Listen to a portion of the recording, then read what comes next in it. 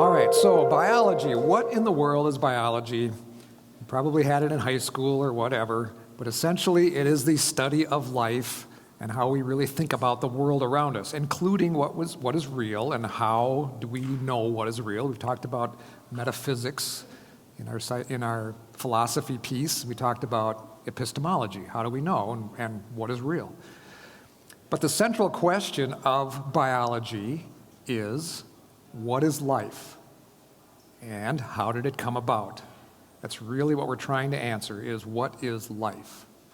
Now, if you were to think about it, there are some characteristics that all life, whether it's animal life, plant life, whatever, some characteristics that life has.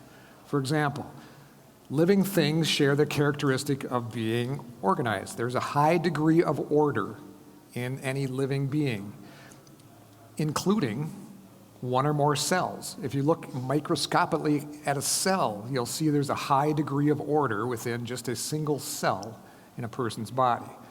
So that's one characteristic of a living thing, is that there's a high degree of organization to the entity.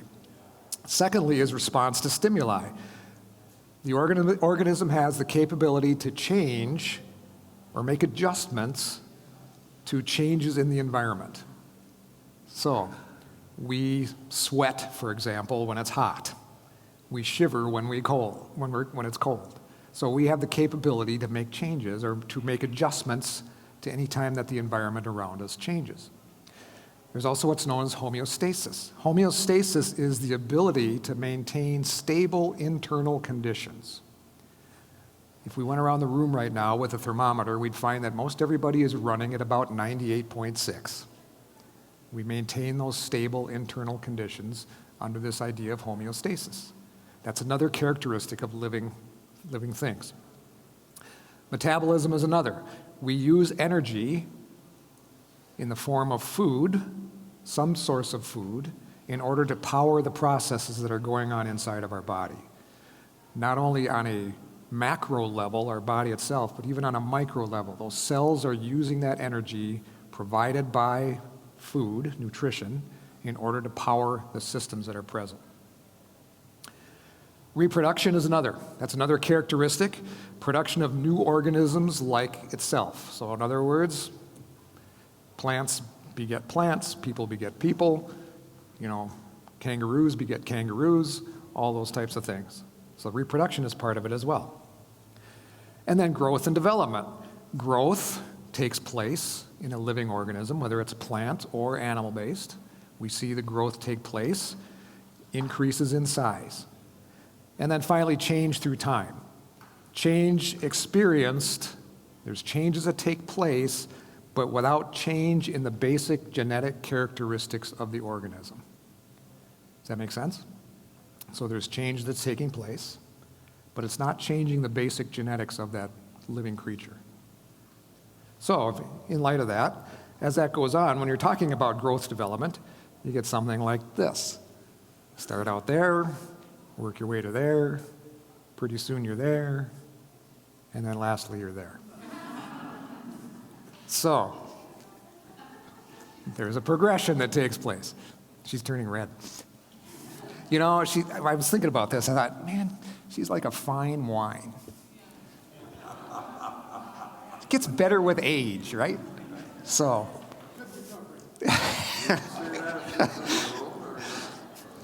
So anyway, but this is a good example of that whole process of growth and development and change through time, but her basic genetic structure is still the same as it was back there in picture one. But what it really comes down to, the big question is, what is life really? What is it? And how did it come into existence? A lot of the conflict that's going on between faith and science plays out in this area, and it affects the values of people. This is the big battlefield. It's the battlefield of biology, and we're seeing that now today with the whole transgender thing. The battlefield is now biology. So the question of how life arose is something that's vital to every worldview, and that's the key. How did it come about? It's a starting point for building our worldviews. How did I get here? How did life get here? And however a culture understands the origin of life is going to affect the values of its people. And you can see that playing out too in our society. If we believe that life is just random chance, it's here by accident, that affects a whole number of things, beginning with products of conception, what some would call products of conception, what others would call a baby, all the way to the end of life decisions that are made. How does a society view, what's their worldview on this issue of life and the origin of life? So there are some significant consequences for everything that tie back to biology.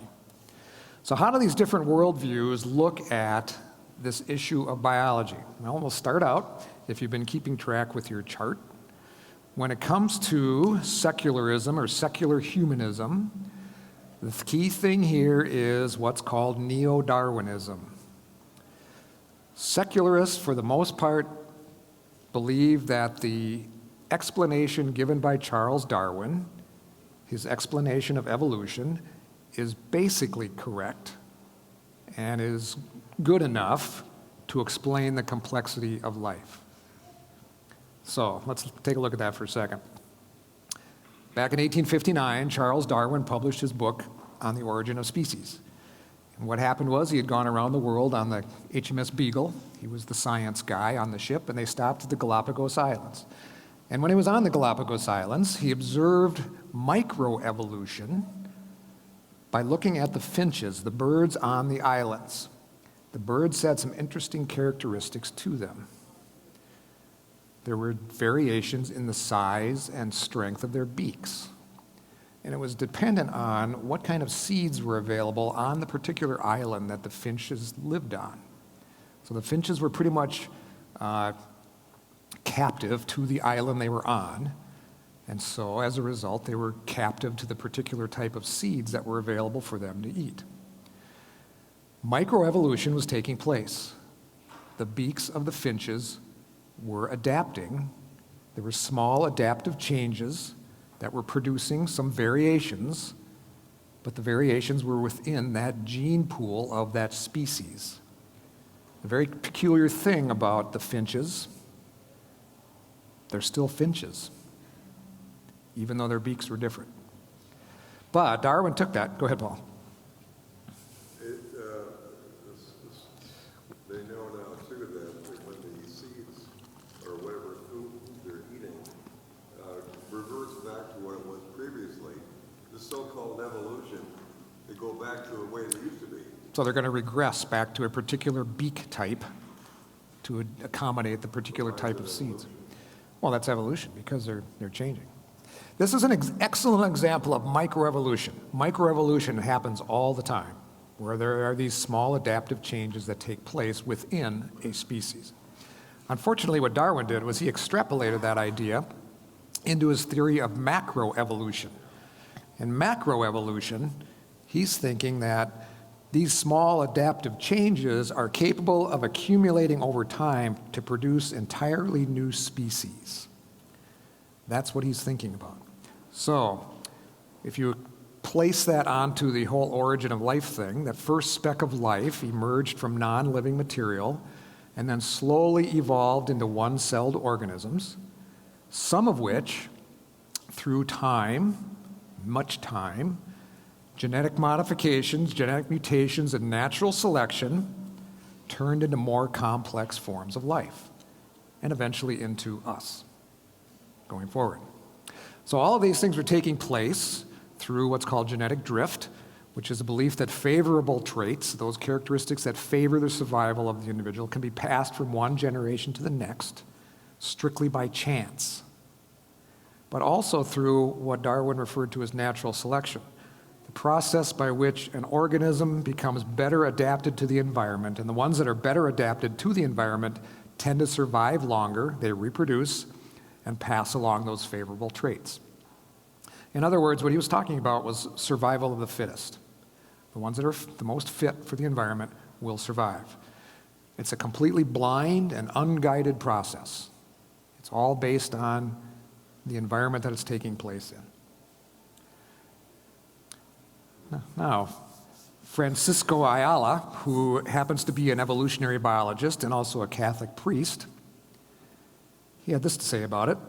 He said, "In evolution, there is no entity or person who is selecting adaptive combinations. Natural selection does not operate according to some preordained plan." Are you seeing some contradictory things to Scripture right here, just in these last two sentences?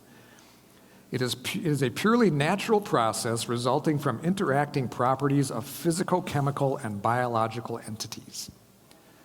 So in other words, we've completely removed God from the picture because there is no entity or person who's selecting the adaptive combinations, and there's no preordained plan.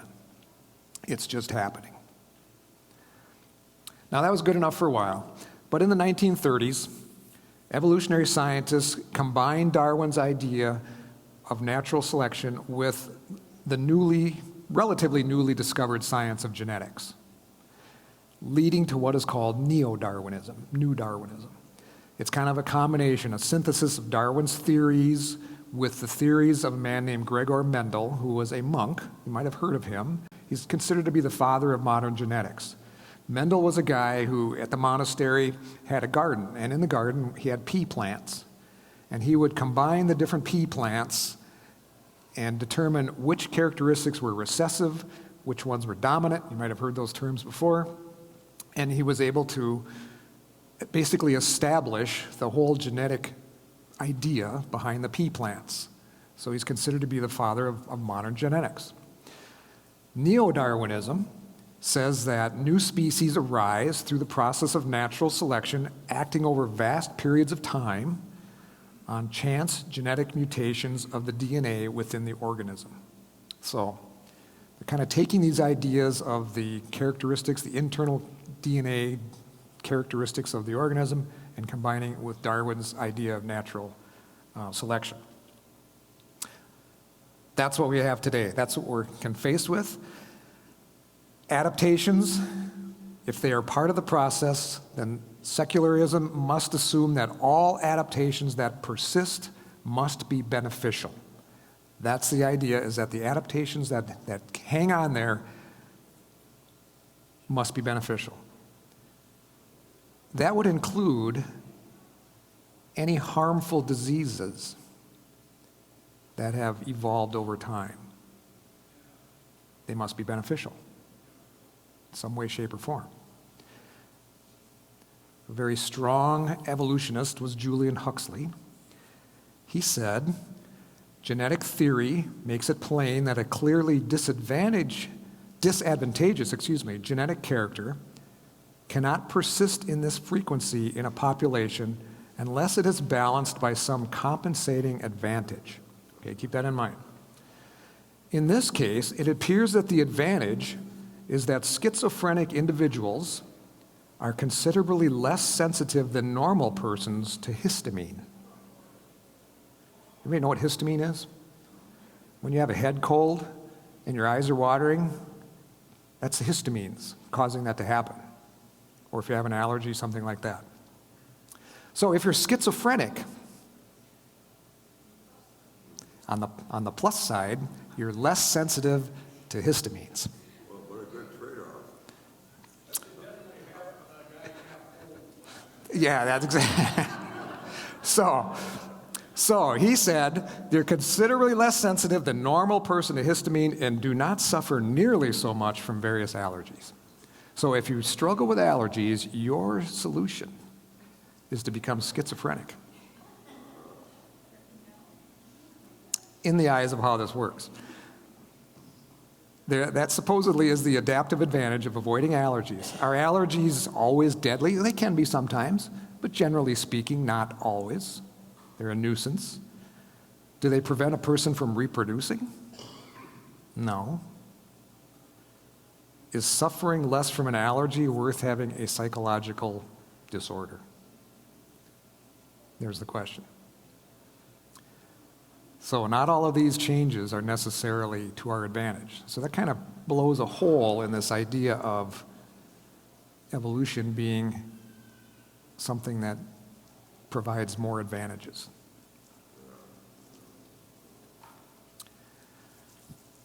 But if evolution is true, where's the evidence in the fossil record of any of these transitional animals?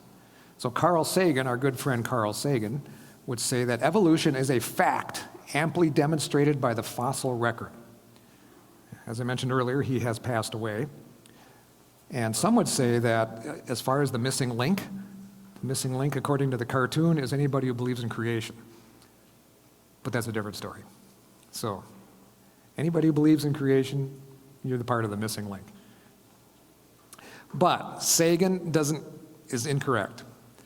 Another paleontologist, Stephen Jay Gould, you may have heard of him, he's deceased now too, but he says that the absence of fossil evidence for intermediary stages between major transitions in organic design has been a persistent and nagging problem for gradualistic accounts of evolution. So in other words, we can't find the missing link. There's no evidence in the fossil record of any transition organisms from one species to the next.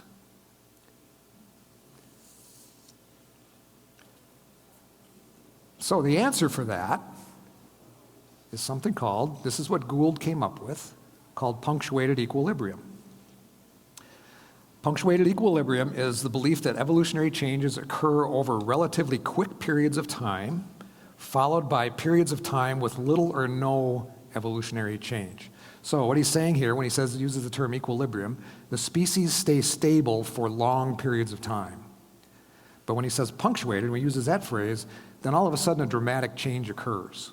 So that's why we're not seeing these transitional creatures from one species to the next. We're not seeing those in the fossil records because there was a long period of time where nothing was happening, and then a very short period of time where something big happened, and then another long period of time where nothing was happening. Science can't find the missing links because the changes from one species to the next happens too quickly to leave any record in the fossil record, according to punctuated equilibrium. But in the end, what secular humanism believes about life and how life arose is that life somehow appeared. It then became more complex through a mindless process of mutation and natural selection. That is neo-Darwinism in a nutshell. Life just suddenly appeared and then over time became more complex through a process that was mindless and didn't have any direction to it. And that's the story that they stick to. Paul, go ahead. I mentioned the fact that none of them, and they always skip over the whole problem of the origin of life. They have absolutely no answers, and nothing in their, no theory ever could possibly explain it. So it can't happen. It couldn't have happened by natural causes. And so You don't hear them talking about that. And here's why. Here's why. Because Richard Lewontin, who's an evolutionary biologist, said, here's why, in answer to your question, Paul, we have a prior commitment, a commitment to materialism. It is not that the methods and institutions of science somehow compel us to accept a material explanation of the phenomenal world, but, on the contrary, that we are forced by our a priori adherence to material causes to produce material explanations. That materialism is absolute, for we cannot allow a divine foot in the door. So, they're committed to this view because of their commitment to this view. Not that there is a scientific basis necessarily for it that compels them to be committed to this view and excludes all other views of the origin of life. It's because we have this view, this idea of materialism. Everything is material. There's nothing that is, nothing exists except what we can see, hear, feel, taste, touch, smell, etc. There's this prior commitment to this. And so all of our science is going to be based on this prior commitment. So, David. So he's admitting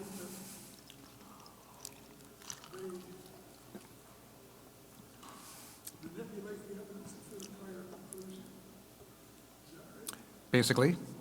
We cannot allow a divine explanation for this because we are committed to a strictly material explanation for this.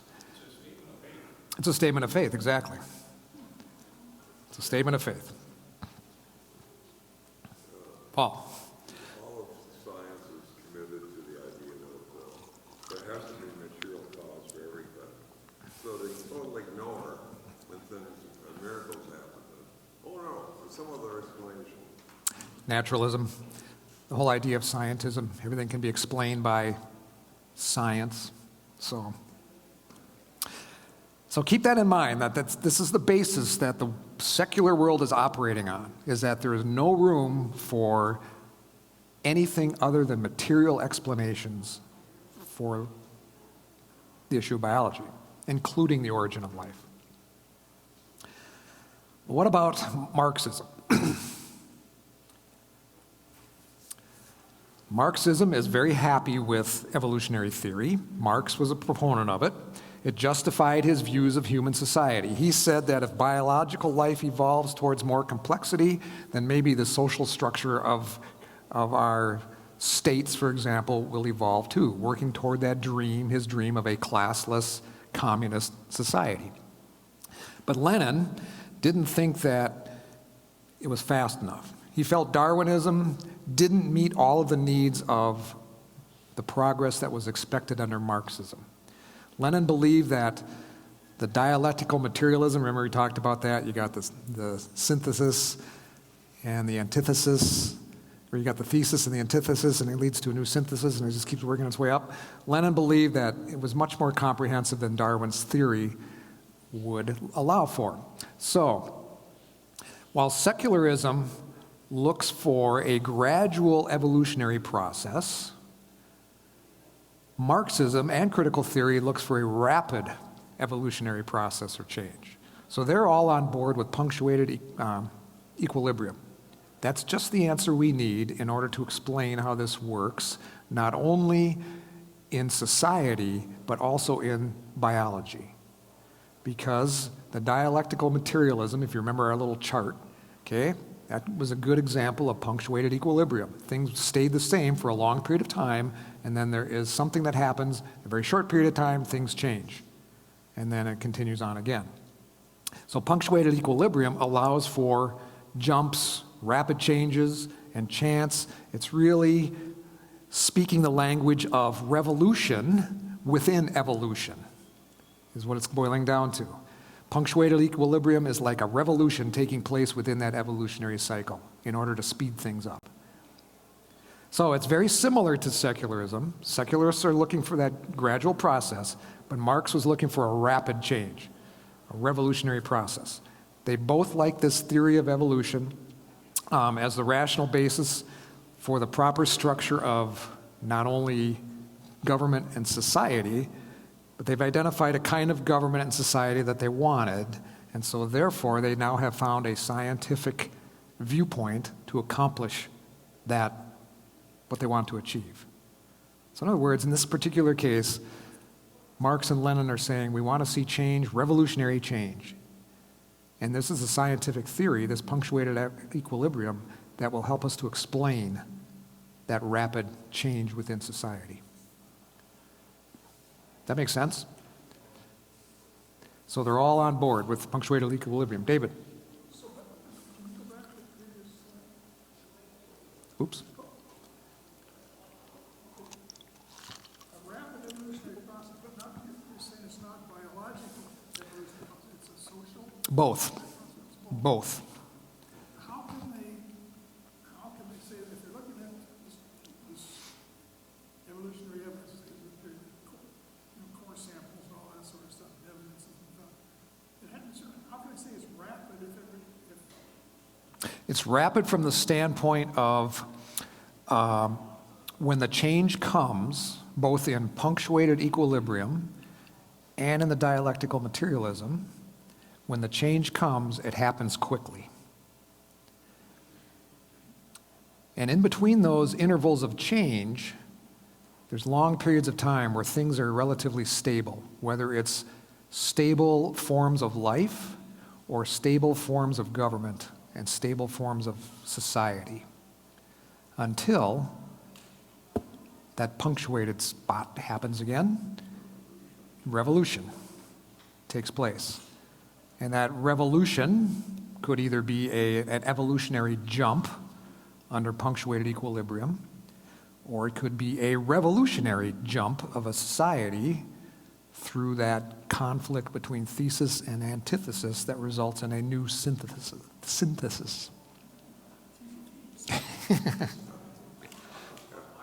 side of it, what do they say would be the triggering events to the beginning of it and the end of it? Well, they would go back to Darwin's ideas of natural selection. Okay, which attributes are the ones that are going to provide the most advantage for the organism? So in this particular case, when we're looking at dialectical materialism, they're going to be asking which attributes of society are going to provide the best advantage to move us forward into a new thesis But as far as like or a new synthesis. the biology, not the sociological view, but on the biology side, is it like climate or is it what do they put anything forward as to Could be, study and all of a sudden it changes and then it's yeah. the change stop? What are they Could be any combination of environment, yeah, it could be anything that could cause that moment of punctuation, if you want to call it that, in the biological evolution of a species. Maybe there's some environmental stimuli. There's going to be some kind of a stimuli that the organism has to adapt to. Renee? Maybe you'll get to this later. You're trying to understand if we have people that were really entrenched in these views.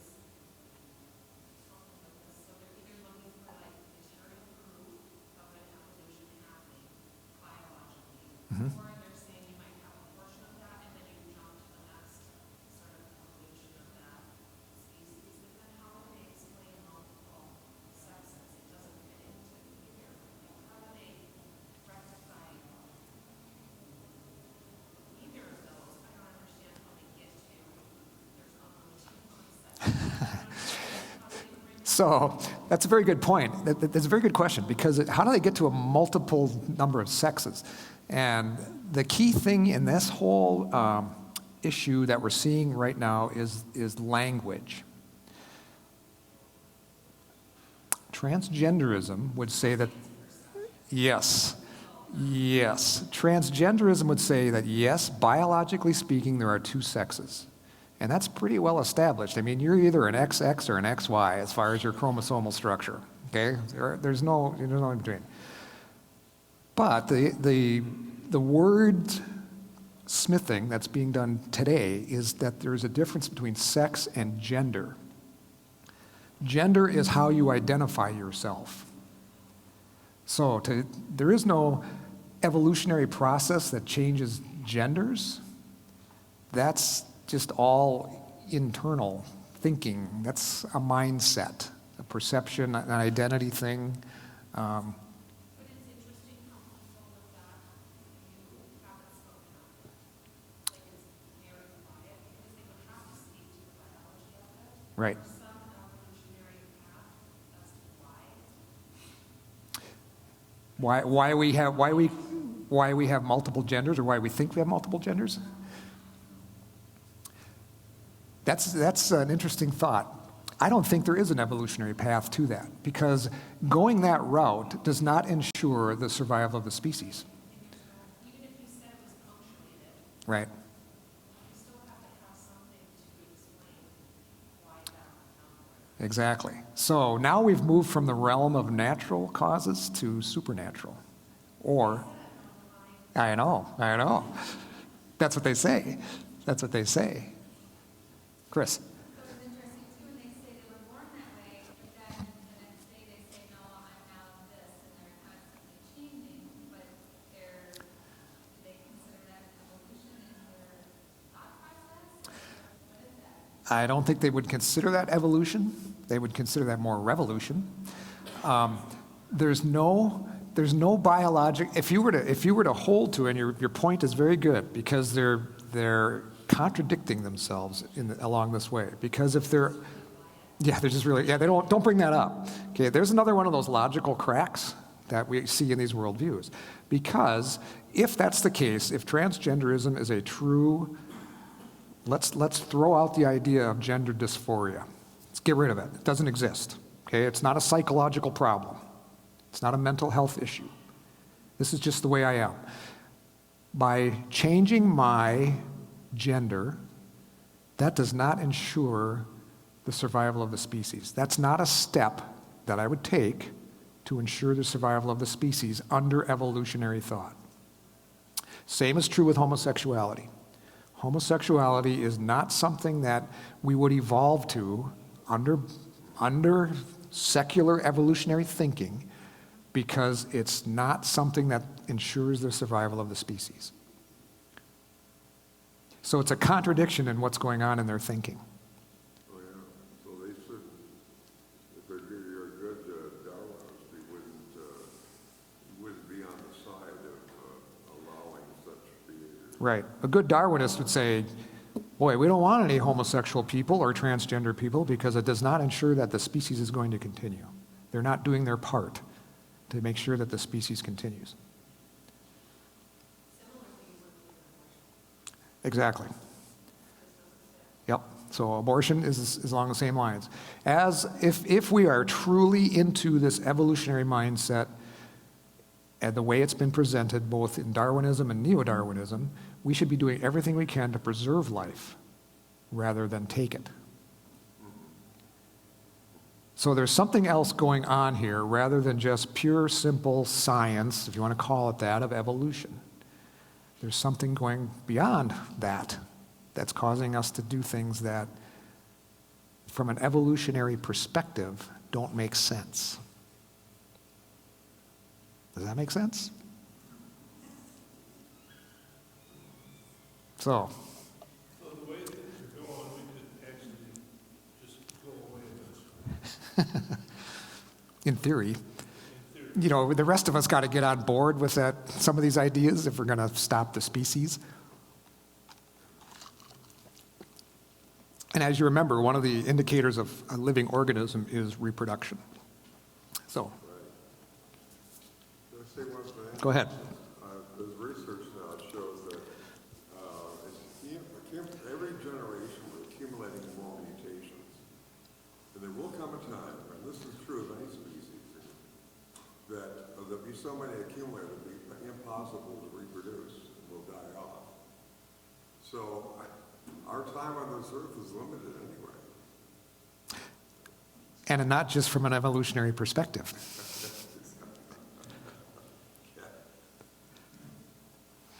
So, just to kind of wrap this up, back to kind of what Renee is thinking about here. Think about this statement. Sometimes what we know determines what we believe. Would you agree with that? What we know determines what we believe. But other times, what we believe determines what we want to know.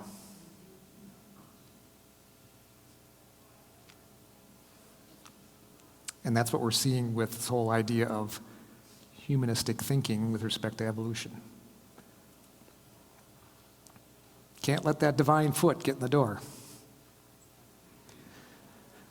All right, so what about postmodernism? Another worldview. Postmodernism, post-truth.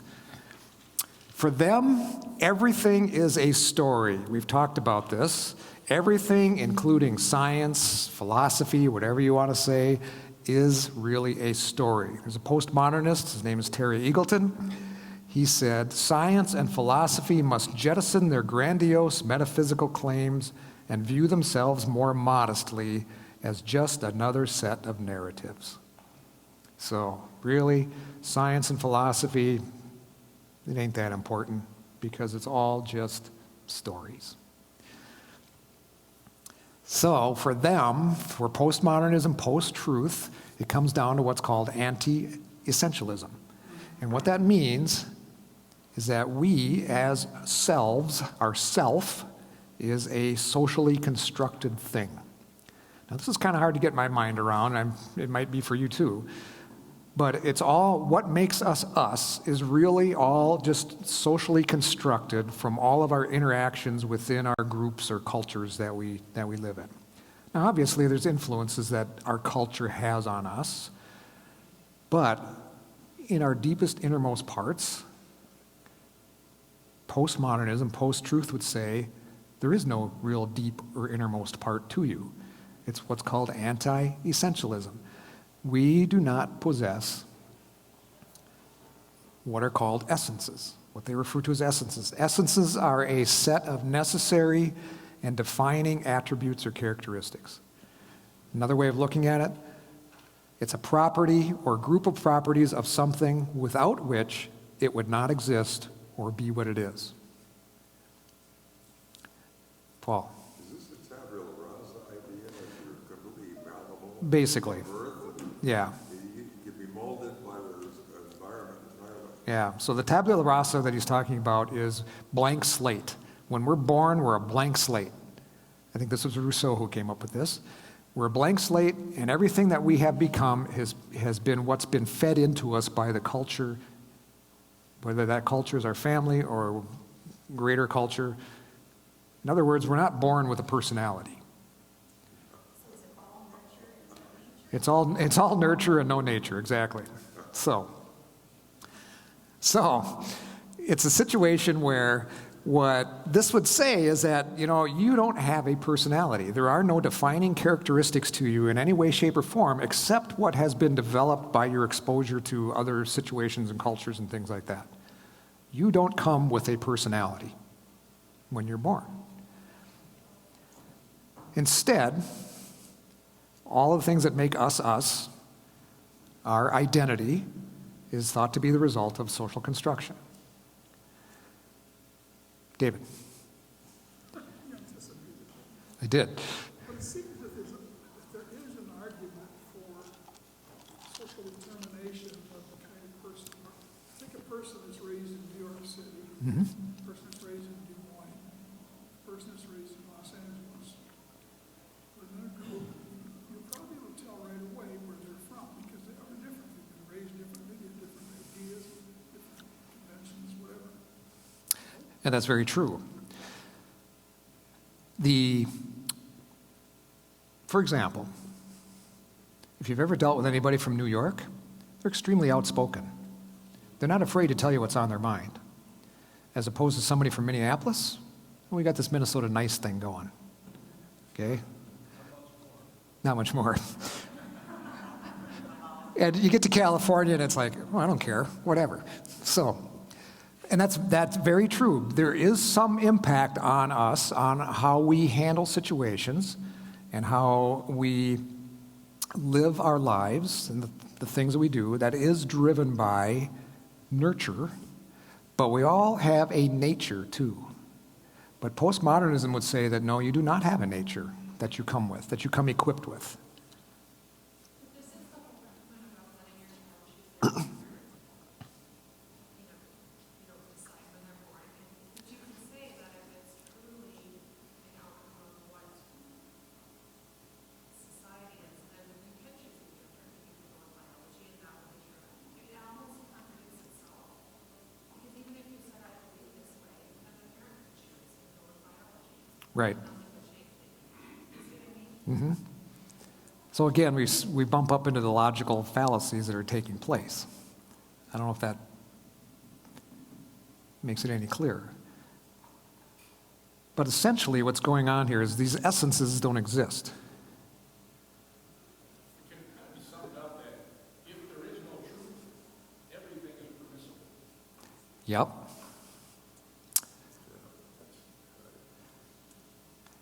And I can change my personality, my very personality. We're all born with a personality because we are persons. We are unique individual persons. And whose image are we created in? Created in the image of God, who is a personal God. God has a personality. So therefore, in his image, we have been equipped with a personality as well. It is a very challenging concept to try to wrap your head around. that we don't have a true self. It's always going to be influenced by what's around us or created by what's around us. But it's impossible not to contradict itself. It'd be like saying you can give birth by turning up, or you can be in a living castle, which can happen. But it disproves itself. Yes. It doesn't hold up. It doesn't pass the test of reality, basically, which would say that, you know what, eventually I'm going to be confronted with something that contradicts what I think is my socially constructed personality or my essence. Go ahead. I just want to emphasize that the Marxists believe since the human is completely malleable, you can make them into anything you want. If you control society, what happens, what society does, that's why they're authoritarians, and they want to insist on obedience. Sure. They think they can mold somebody into a new man. Like the idea in Russia, they thought they could eliminate all religion. They tried to do that. What happened when the wall fell? Poof, Religion came back, yep. So, is it somewhat clear? Now, one thing that's another story is life through evolution. That's just another story as well. Now, they do hold to some parts of evolution. They do tend to hold to neo-Darwinism, but not necessarily punctuated equilibrium. But if that's the case, and we know from post-truth people, remember, don't believe in meta-narratives. They don't believe in an overarching story. Okay, that's what a meta-narrative is. If they don't believe that meta-narratives are true, why do they hold to a meta-narrative of evolution? And our good friend John Dewey said,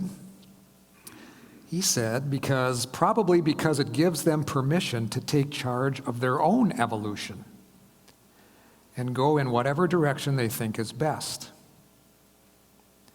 So, why would someone who says that evolution is a story hold to evolution? Well, because it's convenient for me. Because then, what's that? Well, they really don't know, but it's also convenient for me because I can evolve into whatever I want to evolve into. And we have what we see today with our post-truth world. There's that whole issue of accountability there too. That sticking point about accountability. But some others will take kind of an anti-teleological view. Remember, teleological is the end justifies the means kind of thing? So, saying that we are arrogant by saying that man is the ultimate end of evolution. So, Daniel Dennett, who was an American philosopher, he said, the most common understanding of Darwinism, the idea that Darwin showed that evolution by natural selection is a procedure for producing us. So in other words, in the postmodern, post-truth worldview, evolution did not set out to produce anything. It was completely by accident. And what it has produced does not have any identifiable essence like humanness. So in other words, everything is just by accident, pure and simple. Even the whole idea of evolution, if it did take place, it was by accident. There was no plan to it, nothing. So all of us sitting here in this room are a great cosmic accident. I think it has to do with this, over the age, from like say, my grandma, to my parents, to us, we knew what was expected of us. There was a respect there. You don't have the logical things, you just have all the scientific stuff. There was, you got up in the morning, you went and did what you were told.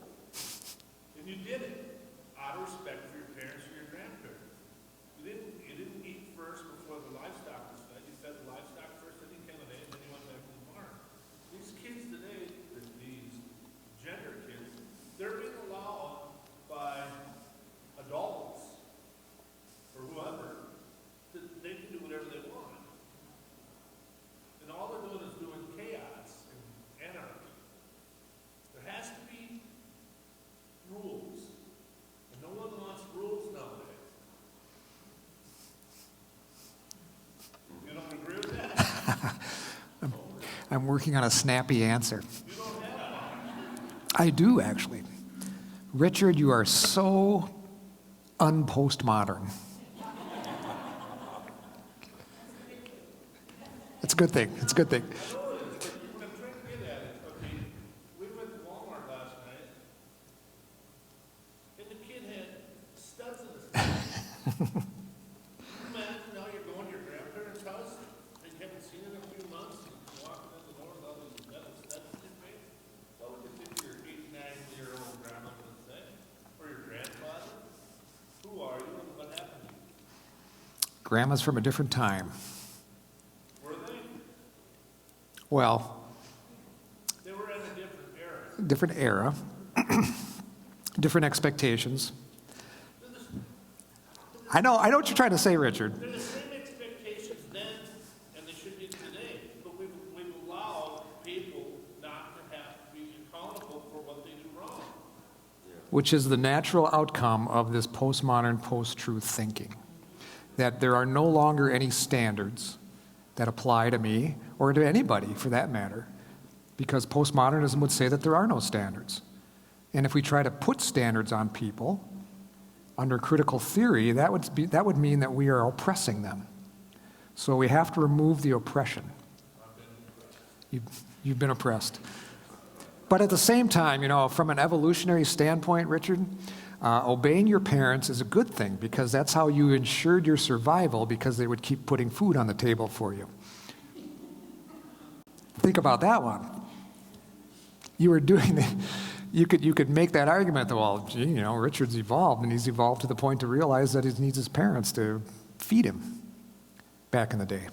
I think you're pretty self-sufficient now. So that would be an evolutionary thought.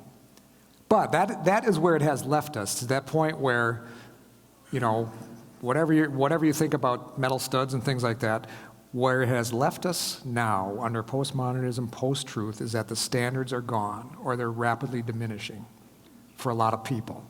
Because it's getting to the point where I can make my own decisions about, and really this is nothing new. This is not new. This is original sin. I can make my own decisions on how I'm going to live my life, because there are no standards, or the standard is me. So, Paul. The postmodernist who says that when they say that everything is a story, Yep. it means like there's nothing is true, everything's made up. It's a social construct.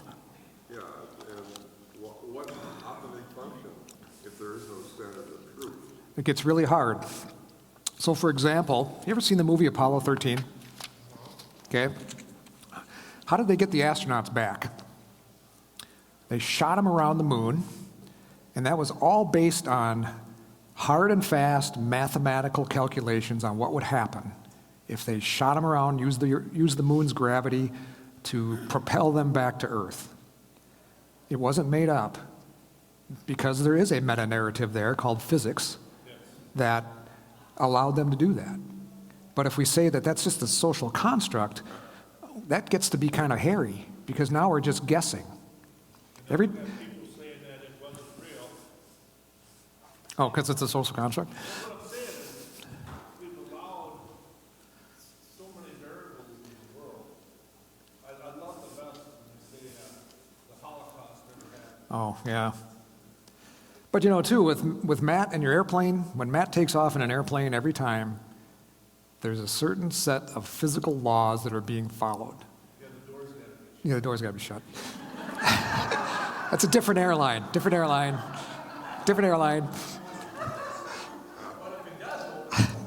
He knows it's going to happen. And you know what? It happens the same way every time. So, but there are some things that, post-truth would say, well, we have to question those things. Well, you can't, because some things are hard and fast. And that's just an example from the world. So. It's a worldview that raises more questions than provides answers. Exactly. Yep. So they can say, with evolution, man is no longer the center of things. That's the problem with evolutionary thinking. In the postmodern world, we are no longer the center of things. We no longer have an essence to us.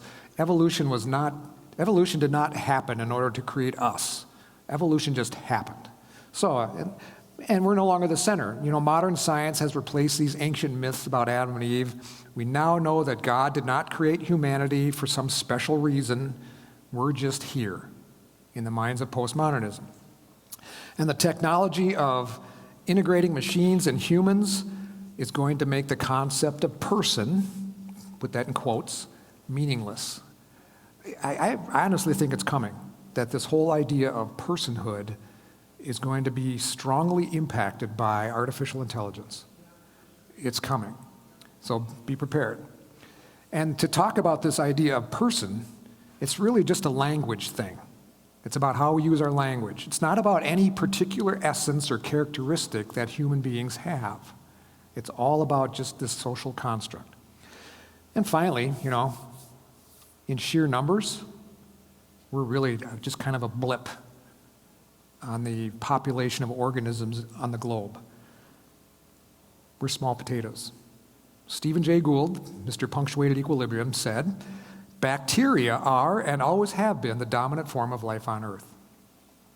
So, to him, to Mr. Gould, to think that evolution had us in mind is really crazy thinking, since there are so few of us and so many of these other organisms, including bacteria.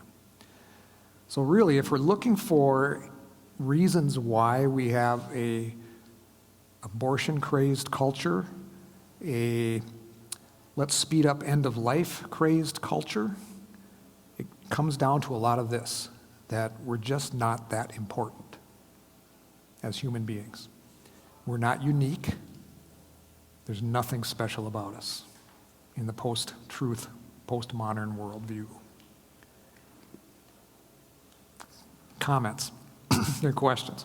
Good discussion.